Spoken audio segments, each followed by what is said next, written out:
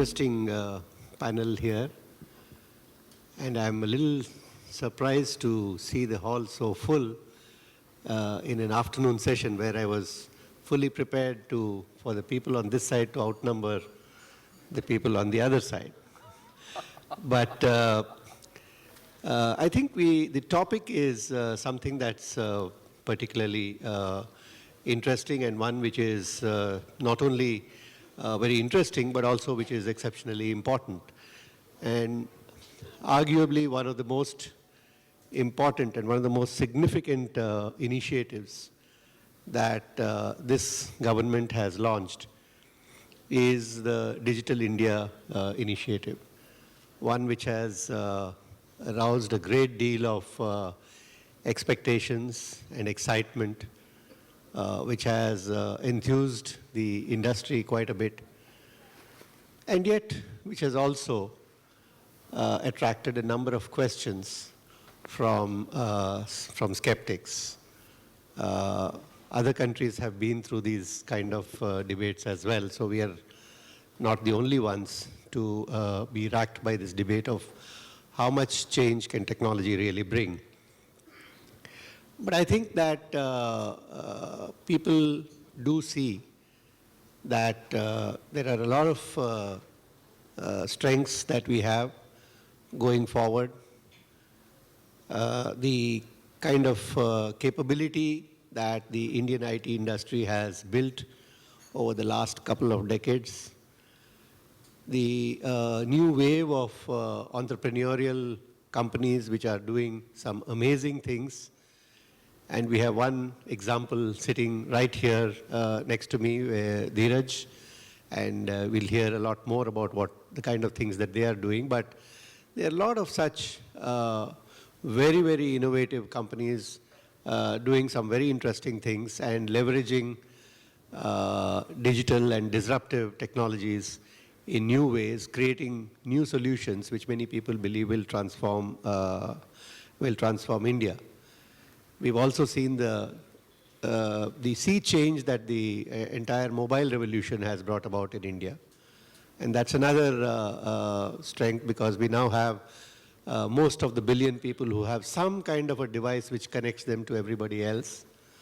And with the advent of smartphones and smarter phones every day, and e-commerce also now sweeping the country, the familiarity with what these devices can do, apart from connecting people and being able to talk to each other, is throwing up an array of possibilities in which imagination is the only limitation. And as we look at what kind of changes can be wrought and in which areas, there are many sectors which are perhaps ripe for such action. The banking sector, for example, which has been hobbled by the inability to bring about true financial inclusion. And many would argue that it is indeed incapable of doing so as long as we follow the conventional system. And it's only through the use of such technology that we'll be able to achieve real financial inclusion. And this is true probably of many other sectors as well: education, governance, healthcare, retail, and so on. There are also, as I was mentioning, a number of skeptics who would point to the fact that you're talking about a digital India, but where is the broadband? Or you're talking about a digital India, we can't have a 5-minute mobile conversation without the call dropping a couple of times. Then we have people saying, how can you have digital India when you have such a large percentage of population which is not literate, let alone digitally literate, and so on and so forth. There's a long list on that side as well. So to look at, what are all the possibilities and what can we learn from others, and UK is another country which I think has placed a big bet and a big reliance on technology as leading the transformation. And this has been led by public policy as well. So there's much, I think, that we can learn from the UK, but equally, given the IT capabilities in India and the advent of new disruptive technologies which can help us to create solutions which have a great deal of relevance for many parts of the world and which actually completely rewrite the way many functions are performed or many tasks are achieved. Many of these solutions which are developed here could arguably also go across the entire world. But maybe this is a good time to just get a feel from the audience. Given all the talk and emphasis on digital India, which sectors do you think would be the most impacted by this, by digital India? If the goals and aspirations which have been laid out are actually met, which are the sectors in which we will see the most dramatic transformations? And I believe that all of you have been equipped with the devices to cast your vote. So let me put some choices before you, and you can exercise your choice, and we'll see what the audience believes in terms of which sector is going to be most impacted. Banking, education, governance, healthcare, retail, social connections. Which area is going to be most impacted? Governance. Okay. Healthcare.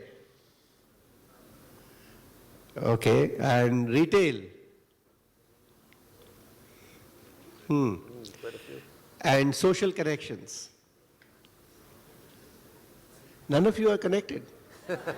I can't believe that. Okay. So, shall we vote? Who got the maximum number of votes? Education. Retail.